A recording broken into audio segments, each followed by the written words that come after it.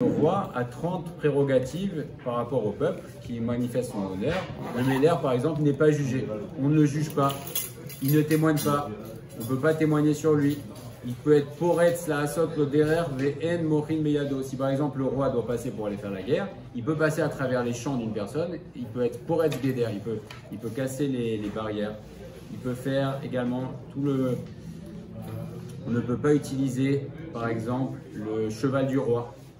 On ne s'assoit pas sur sa place, etc. Donc il y a 30, on va dire 30 droits qu'a le roi par rapport au peuple.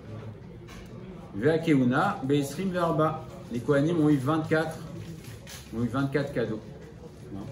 Notamment, c'est les chemapanim, ils pouvaient manger le pain de proposition qui était au Beth Amikdash, les bikurim, ceux qui les récupéraient, etc.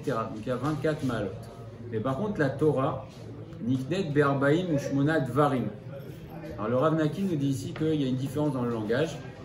On a dit Ma'alot pour donc des élévations, ce sont des droits, ou des cadeaux qu'Akadosh Baruch Hu a fait au roi et au Kohen. Mais par contre, la Torah, elle est acquise 48 Dvarim. C'est différent. Pourquoi Dvarim? Parce que Dvarim, ce ne sont pas des cadeaux. C'est Dvarim, c'est 48 choses dans lesquelles celui qui veut acquérir Béhémet la Torah, il doit être particulier par rapport aux autres personnes, c'est-à-dire qu'il doit, non pas essayer de se démarquer pour se démarquer, mais s'il veut vraiment acquérir la Torah, il doit passer par ces choses-là. Et ce ne sont pas des malotes, ce ne sont pas des, par exemple le Kohen, tous les Kohanim, depuis que Akadosh Baruch Hu a choisi Aaron à Kohen, ils ont droit, c'est un droit. Voilà, c'est un héritage. Ça, c'est pas un héritage. Donc Dvarim, ce sont des choses, ce ne sont pas des srouillottes, ce ne sont pas des droits, mais ce sont des choses qui doivent s'acquérir. Alors on va en citer quelques-uns et on va s'arrêter sur un Bezrat Hashem, qui alors c'est pas le plus important, mais qui est très très important. Quelles sont ces 48 choses? Alors bien sûr, Talmud, l'étude. Celui qui veut acquérir la Torah, il doit passer par l'étude. Shmiat haozen, écouter, tendre l'oreille. Arichat sefataim, également prononcer les mots. Quand on lit comme ça rentre pas, il faut également prononcer parce que le fait de mettre ses sens dans l'étude de la Torah, ça permet non seulement de se concentrer, et ça permet de mieux comprendre. Et Binat Alev, la réflexion. Il y a le fait de lire, il y a des personnes qui peuvent être des chachamim, ils peuvent connaître, mais après il y a la bina, c'est réfléchir, c'est comprendre une chose de l'autre. Sirlut Alev, également. Donc c'est une autre forme de réflexion sur les paroles de la Torah. Ema, la crainte. Ira également. Quand on étudie la Torah, il faut s'approcher. On ne peut pas l'approcher, on ne peut pas appréhender la Torah comme une chorma normale. Quand j'ouvre un livre de maths, bon, je n'ai pas besoin d'avoir une crainte ou une préparation. J'ouvre un livre de maths, bon, j'ai compris, j'ai pas compris, je vais demander. La Torah ne s'appréhende pas de cette manière. Si on veut vraiment acquérir la Torah, il faut auparavant éclaircir que c'est la parole d'Akadosh Baruch Hu. Et le Chafetz Chaim dit, imaginez, si on apprenait maintenant sur, alors à l'époque du Chafetz Chaim, il n'y avait pas Internet, mais imaginez, on a une nouvelle, on vient de découvrir un livre écrit par l'ange Gabriel. Le monde entier viendrait voir et analyser quoi, mais qu'est-ce qu'il a écrit l'ange Gabriel? Et nous, on a un livre qui a été écrit par Akadosh Baruch Hu, c'est le créateur du monde, et c'est lui qui a créé l'ange Gabriel, et on le survole.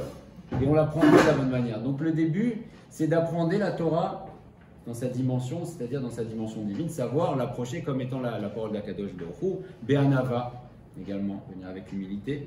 Be'simcha. La Torah, c'est pas... Voilà.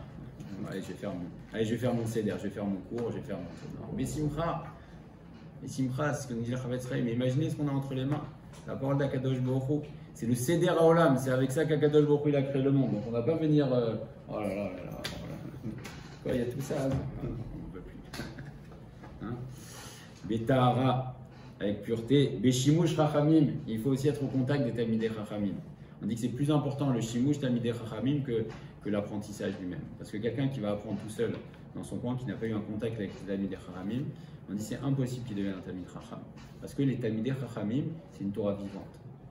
C'est une Torah vivante, ils vont t'apprendre des nuances, tu vas apprendre à te comporter également. Quand tu es au contact d'un Talmid Chacham, alors tu vas apprendre le comportement. Puis quelqu'un qui n'a pas eu de Rav, il ne peut pas devenir un Talmid Chacham. Il faut se coller à un moment au Talmidei Chachamim, sinon il ne faut pas parce que ça va rester quelque chose ça va rester quelque chose déjà qui va être dépendant de ton appréhension, de ta compréhension. Tu ne vas pas comprendre, tu vas faire des erreurs dans ta compréhension et aussi tu n'auras pas eu d'exemple. Tu n'auras pas eu d'exemple comment. Parce qu'il y a une Torah théorique et il y a une Torah Traim. Qu'est-ce qui est la Torah Traim? C'est les Talmidei Chachamim. Quand tu viens devant les Talmidei Chachamim, tu comprends comment on vit la Torah. Bedikduk Raverim. Oh. Aussi, apprendre Bechabura. Apprendre avec les amis. Parce que pareil, quand on va l'esprit de l'homme est susceptible de se tromper. Alors quand on va étudier en groupe, on va poser des questions, ah non mais je ne suis pas d'accord, etc. Et donc finalement le fait de poser des questions, de remettre en pause, etc. Alors ça va faire qu'on va arriver au Hémet. Et là on te dit avec les amis. Pourquoi? Parce qu'il y a le fait de venir à un shiur, etc. Donc là on est plus en tant que Mekabel. Mais le fait d'être avec des amis, des personnes du même niveau et de réfléchir, de poser des questions, ça enrichit et ça permet d'aiguiser la compréhension et d'arriver à une vraie compréhension. Beishuv, être posé. C'est pour ça que c'est tellement important aussi d'avoir une vie. Quelqu'un qui va toujours être là en train de courir, va dire bon quand j'ai 5 minutes je fais. Tu ne peux pas vraiment te poser, tu ne peux pas acquérir. Alors que si tu sais que tu as un moment, c'est ton moment maintenant, Beishuv, tu sais que là bon, voilà, tu vas pouvoir réfléchir tranquillement et les choses vont pouvoir rentrer. C'est comme si tu vas avoir une discussion avec quelqu'un. Alors au-delà du fait que c'est très frustrant, mais imaginez quelqu'un, tu veux parler à quelqu'un, il n'a jamais de temps pour toi. Il parle comme ça, il parle.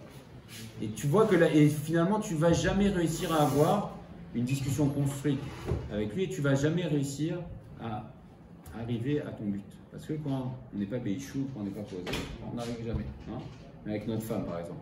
Si tu parles toujours entre deux, alors déjà elle ne va pas être contente, mais au-delà de ça, tu ne pourras jamais te poser. Si tu veux parler des enfants, par exemple, avec ta femme, hein, on va parler de Shalom Bayit, tu veux parler avec des enfants.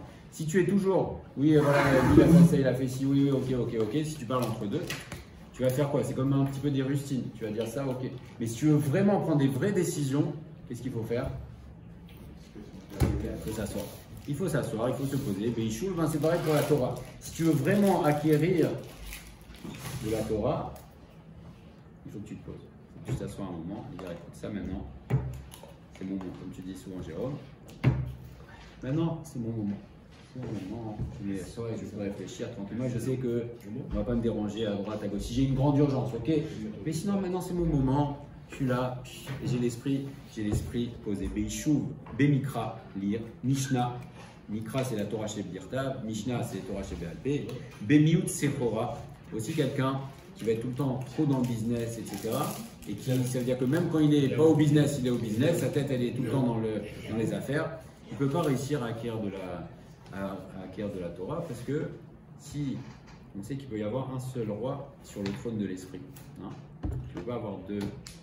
Si tu es préoccupé par quelque chose, tu peux être préoccupé par autre chose. C'est pas possible. S'il y a quelque chose qui te préoccupe, tu ne peux pas t'en détacher. Bemiut de'acheret, bemiut ta'anug aussi. Alors, le fait de diminuer les plaisirs, c'est-à-dire si quelqu'un est esclave entre guillemets de ses plaisirs, il dit par exemple moi, écoute, je suis désolé, moi, alors disons alors le foot par exemple. Quelqu'un qui dit faire du foot c'est bien, ça fait du bien, c'est sympa. Mais si quelqu'un dit écoute moi je peux pas, il faut que je joue tous les jours au foot, j'ai besoin de ça tous les jours, et à part ça il faut qu'il dorme aussi.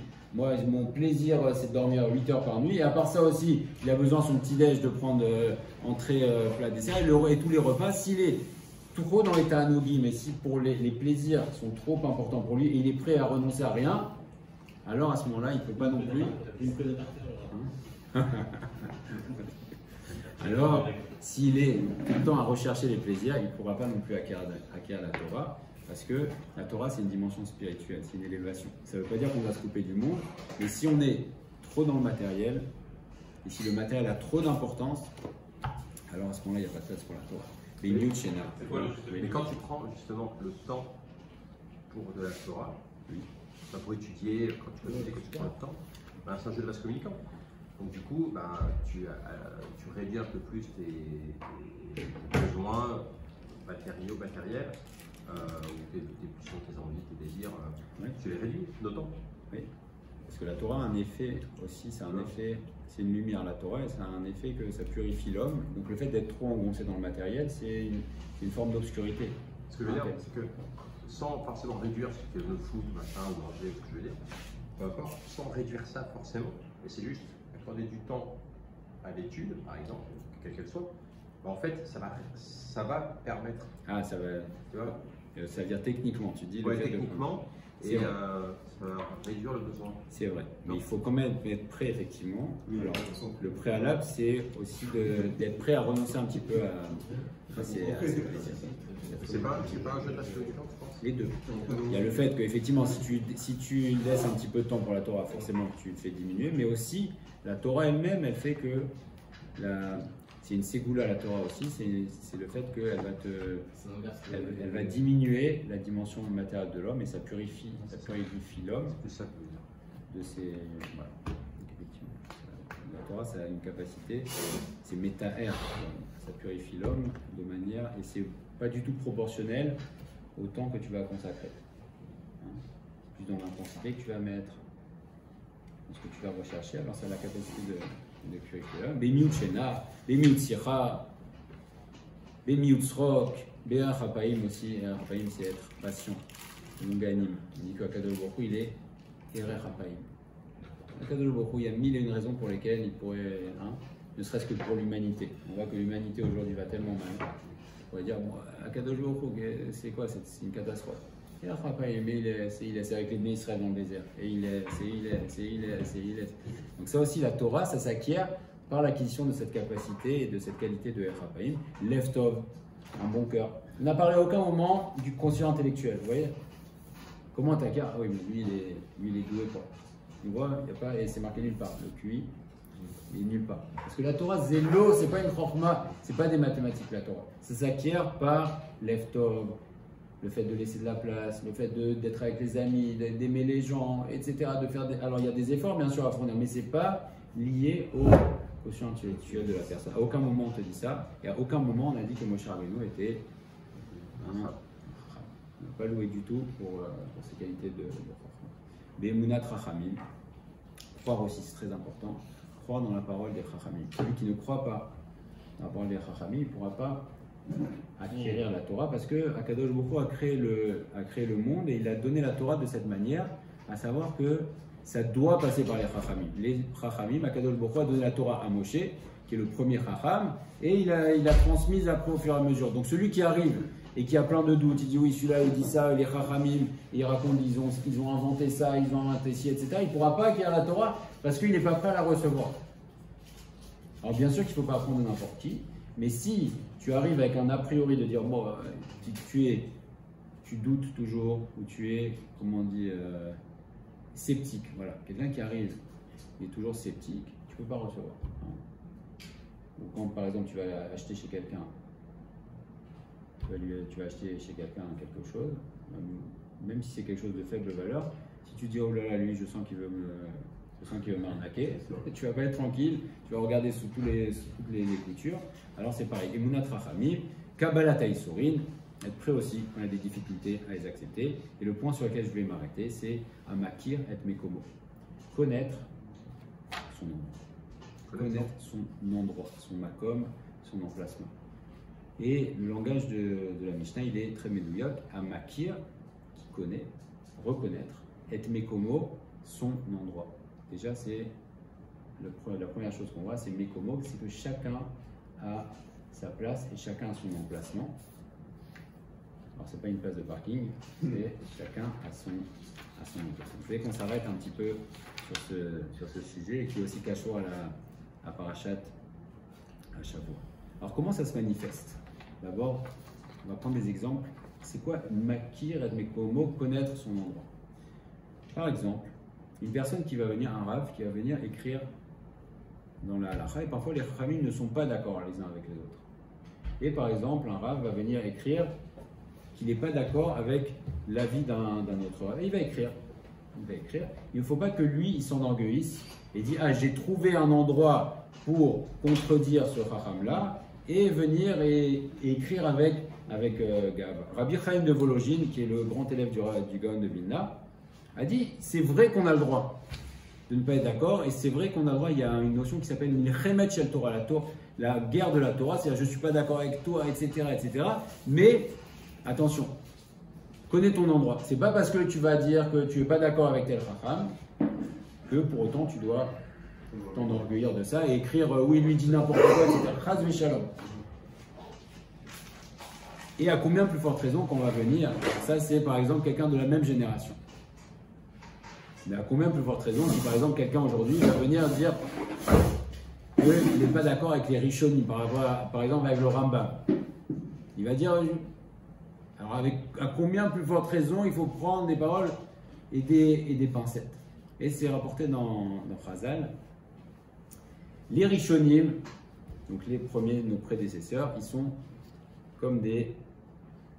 Si les Rishonim sont comme des anges, alors nous sommes des Bnei Adam. Nous sommes des hommes. Et si les Rishonim sont des Bnei Adam, si les Rishonim ils sont des hommes, alors nous on est des Chamorim, on est des âmes. Alors qu'est-ce que ça veut dire derrière? C'est si tu considères les Rishonim, quand tu appréhendes de la bonne manière, les Chokmei Torah d'avant, les Rishonim, c'est-à-dire ça nous parle du Rambam et voilà, des géants, du Ramban, des géants. Si tu les considères comme des anges, alors c'est bon signe pour toi parce que ça veut dire que tu es un Ben Adam. Si tu as compris l'élévation des personnes, des Rishonim, des prédécesseurs, et à combien de forte raison des Amoraïm et des Tanaïm, tu les considères comme des anges, alors ça prouve que c'est bon signe pour toi parce que ça prouve que tu es un Ben Adam, tu es quelqu'un de construit qui connaît justement son endroit. Mais si tu les considères comme des hommes, si tu les considères comme toi, comme ton égal, alors tu es un Chamor, tu n'as rien compris. Parce que tu ne sais pas appréhender la grandeur. Et ça, c'est, est-ce que tu connais ton endroit ou est-ce que tu ne connais pas ton endroit? Quelqu'un qui va connaître son endroit, il va savoir qui est plus grand, qui est beaucoup, beaucoup plus grand. Et à ce moment-là, il va pouvoir recevoir et il va pouvoir acquérir la Torah. Mais s'il considère que tout le monde, oui, bon, Rabbi Akiva, bon, ok, l'histoire, bon, elle est sympa, mais Rabbi Akiva, c'est l'équivalent de Moshe Rabbeinu. Si tu appréhendes la personne à sa juste valeur, alors à ce moment-là, tu peux acquérir la Torah. Et Rabbi Akiva Eger, c'est un Chacham, il dit à Gaon, Rabbi Akiva Eger, il a eu 200 questions, c'est un Gaon, c'est réponses. Si tu dis, c'est Chorma Hatsuma, il vivait il y a 200 ans. Et lui-même, il avait 200 questions qu'il n'a pas réussi à élucider. Et il dit, voilà, alors que c'était un Gaon Hatsum, il dit, Lozachiti, je n'ai pas eu le mérite, Léavin Dvaravagochi. J'ai pas eu le mérite de comprendre ces paroles sacrées. Et pourtant, c'était un Gaon Hatsum en Torah. Et David m'a rapporté une histoire qui touche à ce sujet, une discussion entre Rav Yosef Zichrono Livracha et Rav Meshash Zichrono Livracha. Rav Meshash avait fait un psak halacha, et Rav Yosef il avait dit mais non, c'est pas ça, etc. Et pourtant Rav Meshash c'est un Gdolador. Il a dit Rav Yosef c'est le Gdolador, il peut dire ce qu'il veut sur moi. Et je l'accepte. Voilà, c'est Rav Meshash avec toute sa grandeur, il a dit Rav Yosef, il peut dire ce qu'il veut. C'est le gars de l'adore, il dit ce qu'il veut sur moi, et je l'accepte. Ça touche à Mekir et Mekomo. Alors ça c'est l'expression. Mais pourquoi c'est tellement important d'être Mekir et Mekomo, de connaître son endroit? Alors le Maharal de Prague nous dit, il a tout un petit rouge sur Pirkei Avot, il nous explique qu'est-ce que ça veut dire Makir et Mekomo. C'est à la fois connaître ses qualités, mais également ses défauts. Son vrai niveau, son vrai endroit. Parce que si une personne pense qu'il est plus important que ce qu'il n'est, et il se trompe sur lui-même, en fait, il se trompe lui-même. Quand on ne sait pas, quelqu'un qui va prendre une attitude qui n'est pas adaptée à son emplacement, où il va se considérer plus haut qu'il n'est, alors la Torah ne peut pas reposer en lui. Pourquoi? Parce que c'est une personne qui se trompe. S'il se trompe sur lui-même, donc il y a une taout, il y a une erreur. Et la Torah, le sceau de la Torah, c'est quoi? Le émet. Donc le émet ne veut pas reposer dans un endroit où il y a une taout. Donc si la personne se trompe sur lui-même, il pense qu'il est plus élevé que ce qu'il n'est, alors à ce moment-là, la Torah ne peut pas venir parce que la Torah, c'est Torah émet. Et donc il faut être émet avec nous-mêmes. Alors bien sûr, comme on est en train de parler, ce sont des niveaux. Et on doit se parler chacun à soi-même en premier, mais le Maharal de Prague nous explique pourquoi la Torah ne peut pas reposer si on ne connaît pas notre véritable emplacement, parce que la Torah c'est Torah Témet. Donc s'il y a une erreur, alors à ce moment-là la Torah ne peut pas résider. Deuxième raison, c'est s'il se trompe sur lui-même, donc il a une erreur, alors il va aussi se tromper dans la Torah. Quand il va analyser la Torah, s'il n'a pas des bons critères d'évaluation sur lui-même, alors quand il va analyser d'autres choses, et notamment la Torah, alors il va aussi se tromper parce qu'il n'a pas les bons critères d'évaluation sur lui-même, et donc quand il va apprendre d'autres choses, et notamment la Torah, il ne pourra pas aussi tirer les bonnes conclusions, et donc la Torah, qui est Torah Témen, ne pourra pas aussi... Même si c'est dans le sens où c'est sous-évalué. Également. Alors c'est plus grave quand on se surévalue, mais également quand on se sous-évalue également. Une personne qui va dire écoute, moi je suis pas fait pour ça, je comprends rien, laisse tomber, c'est pas pour moi aussi. Il ne pourra pas avoir de la Torah parce que la Torah, il a une erreur. Une erreur, c'est qu'il se dit c'est pas pour moi. Mais c'est pour tout le monde la Torah. Et c'est pour ça que la Torah a été donnée dans un endroit très particulier, elle est donnée dans le désert. La Torah, elle est posée. Le Keter Torah est posé. Kol Arotse, tout celui qui veut venir l'apprendre. C'est pour ça que Kadosh Baruch Hu a donné la Torah dans le désert. Donc également, même dans l'autre sens, ça marche. Celui qui se trompe et qui pense qu'il est trop petit et qui ne comprend rien et que c'est pas pour lui ou qu'il est trop occupé ou que etc. J'ai essayé d'étudier, c'est pas pour moi.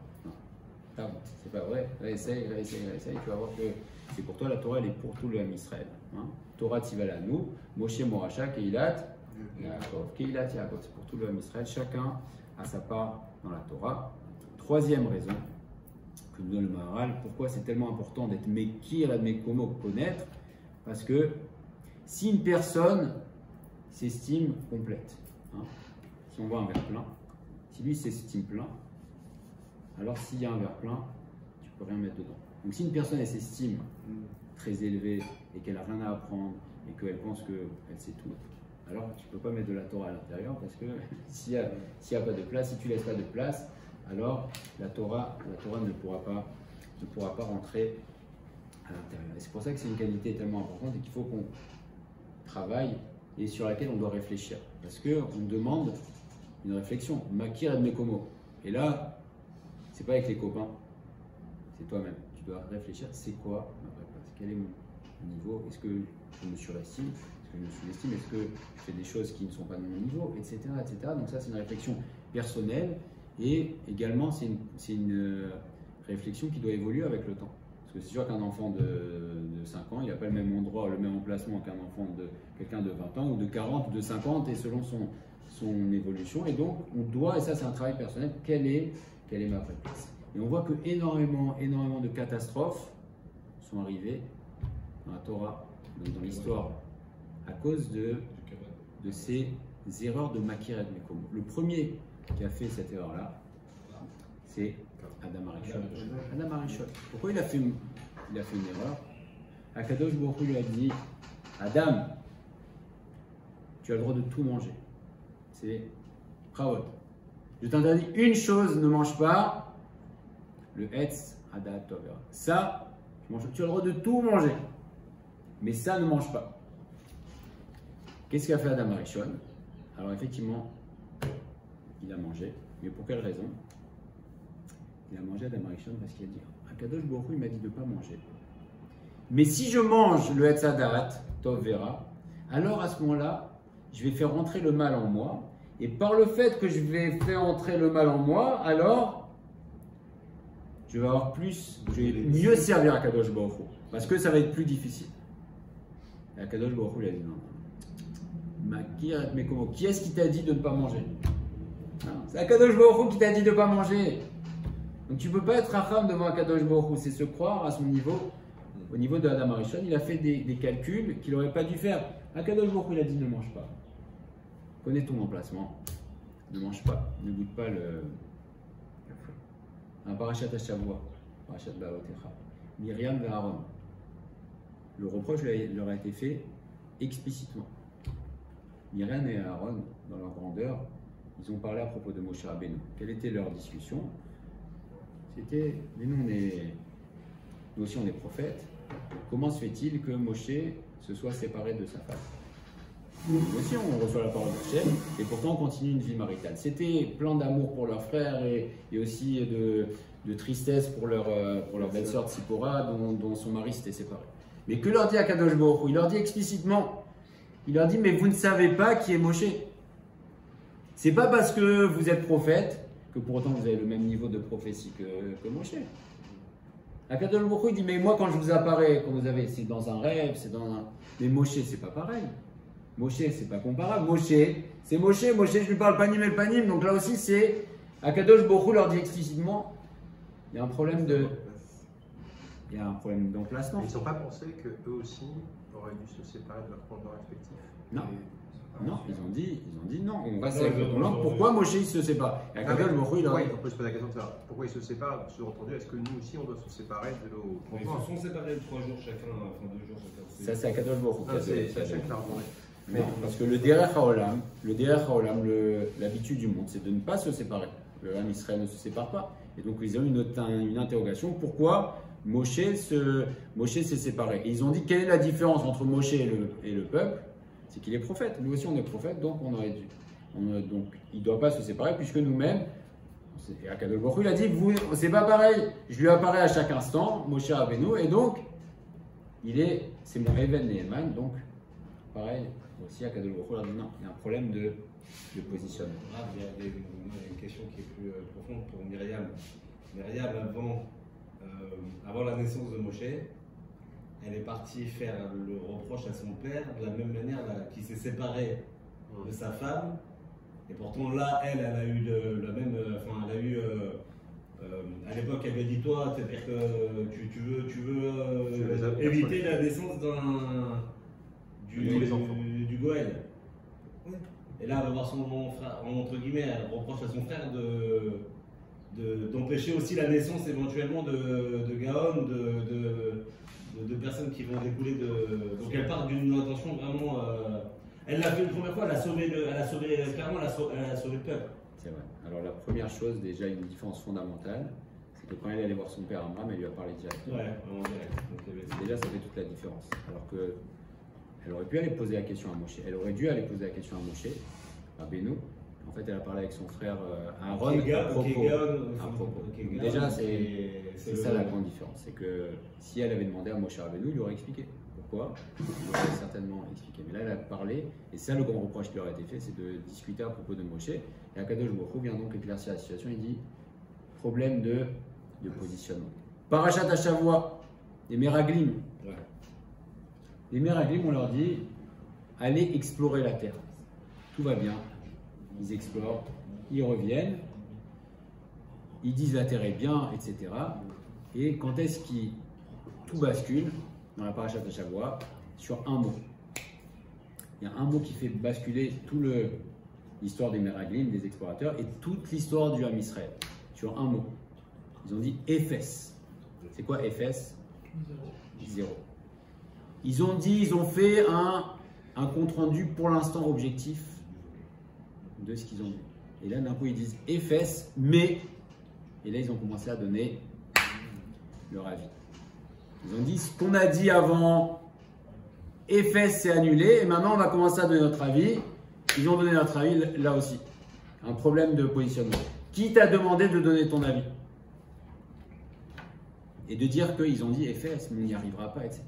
Donc là aussi, encore une fois, c'est connais ton emplacement. On t'a dit d'aller faire un compte rendu objectif. Qu'est-ce que tu as vu? Moshe Rabbeinu, il a dit est-ce que les terres est-ce que les villes sont fortifiées? Est-ce qu'il y a des. Ne donne pas ton avis. Problème de positionnement. La parashat Hashavua, Shlach Lecha. Moshe leur a demandé de dire si les étaient comme ci, comme ça.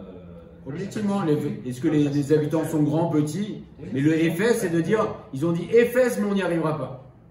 C'est zéro, on n'y arrivera pas. Là, tu sors de ton endroit. Makirat Moko. Korach, la semaine prochaine. Tous les problèmes de la paracha, la Kimat de la Torah, c'est le même problème. Korach, il était un des notables du Ham Israël, une richesse immense. Il portait le Haron, il portait l'arche de l'Alliance. Qu'est-ce qu'il a fait, Korach? Il a dit pourquoi Aaron et Kohen Gadol? C'est moi qui dois être Kohen Gadol, parce que dans ses calculs, il a fait ses calculs, il était vexé par le fait que Elisaphan ben Uziel était nommé chef à sa place. Pareil. Il a demandé une distinction qui ne lui revenait pas. Makirem, mais comment réfléchis? Tu crois quoi? Moshe Rabbeinu, c'est Akadosh Baruch Hu qui l'a nommé, etc. Il fait tout Al-Pi Hashem. Juste toi, il s'est trompé. Makiret Mekomo, connais ton endroit. Et même Yoshua bin Nun, la parachat à Shavua, la parachat de Balotra, ça lui a coûté très cher aussi. Quand il y a eu Eldad et Medad qui ont commencé à prophétiser sur le fait que Moshe Rabbeinu n'entrerait pas en Israël et que c'est Yoshua bin Nun qui serait son successeur, ça n'a pas plu du tout à Yoshua bin Nun. Yoshua bin Nun a dit à Moshe Rabbeinu, Moshe, Adoni Moshe, Kelaem, mets-le en prison. Mets-le en prison parce qu'il commence à prophétiser sur le fait que tu ne vas pas rentrer. Et là on dit qu'à ce moment-là, Yoshua bin Nun, il a été ce qu'on appelle Moré Alacha Lifnei Rabo. Moré Alacha Lifnei Rabo, c'est une chose grave, c'est de dire une nouvelle Alacha devant son rave. Et pourtant c'était pour l'avantage de son rave, c'était pour Moshe Rabbeinu. Néanmoins, il est venu dire à Moshe, tu dois faire ça. On dit que Yoshua bin Nun, il n'a pas eu d'enfant jusqu'à la fin de sa vie. À la fin de sa vie, il a eu un enfant, mais parce qu'à ce moment-là, il est sorti de son emplacement. Donc on voit que c'est fondamental avec Meki et avec Mekomo. Et oui. On parle, le mot Mekomo, ça peut, dans le langage courant, insinuer aussi la place géographique. Est-ce qu'il y a un lien aussi avec la place géographique? Par exemple, Moshe Rabbeinu, Mekomo, c'est de ne pas rentrer en Israël. À la fin, géographiquement. Est-ce qu'il y a quelque part un lien aussi entre l'emplacement, la situation dans un endroit et Mekomo? Est-ce que c'est lié aussi? Est-ce que le même homme, il est différent en fonction de là où il habite? Ici, là on parle de l'endroit Mekirat et Mekomo. Maintenant, il y a aussi l'idée de, effectivement, Mekirat et Mekomo, savoir où est-ce que tu dois vivre. Oui, il y a une idée, connaître. Alors, c'est pas exactement le pshat de la Mishnah, mais on voit que également, Mekomo, savoir où est-ce que tu dois être. Quel est ton emplacement, quel est l'endroit où tu dois vivre, etc. Oui, il y a aussi cette idée de dire, oui, on doit choisir aussi son endroit. Hein, c'est quoi mon endroit? C'est quoi l'endroit où je dois être? Oui, je pense que aussi. Oui, bien sûr. Il y a aussi l'endroit physique, mais qui a Mekomo, c'est quoi l'endroit où je dois être, où est-ce que je dois vivre, qui est-ce que je dois fréquenter, etc. C'est aussi, oui, bien sûr. Donc, et c'est peut-être la question que Akadosh Baruch Hu a posée à Adam Arishon. Quand Adam Arishon, quand Adam Arishon a fauté, il s'est caché. Akadosh Baruch Hu a appelé Adam Arishon, il lui a dit Ayeka, où es-tu? Où es-tu? C'est dire où tu es. Est-ce que tu serais peut-être sorti de ton endroit, Adam Arishon, où es-tu? Et c'est la grande question. On sait que Adam Arishon, il inclut toutes les âmes jusqu'à la fin des temps. Et c'est une question qui résonne. Ayeka, c'est la grande question qu'on va se poser. Et on voit que ça conditionne aussi toute notre acquisition de la Torah et toute notre vie. C'est Ayeka, où est-ce que tu es? Et c'est une question, c'est un Meker et Mekomo. C'est une question très personnelle, une question qui nous engage parce qu'on voit que ça conditionne la Torah, mais ça conditionne aussi toute notre vie. Savoir chacun dans Hachem de Meker et Mekomo, on doit prier à Kadosh Baruch Hu aussi pour lui dire, s'il te plaît, Kadosh Baruch Hu, aide-moi à comprendre quel est mon endroit. Alors ça peut être, c'est effectivement un endroit spirituel, c'est-à-dire quel est mon emplacement, que j'arrive à me positionner correctement à tous les niveaux. Et c'est aussi, comme disait Emmanuel aussi, c'est aussi connaître mon endroit. Aide-moi aussi à chercher, à trouver des Hachem, mon emplacement physique. D'accord.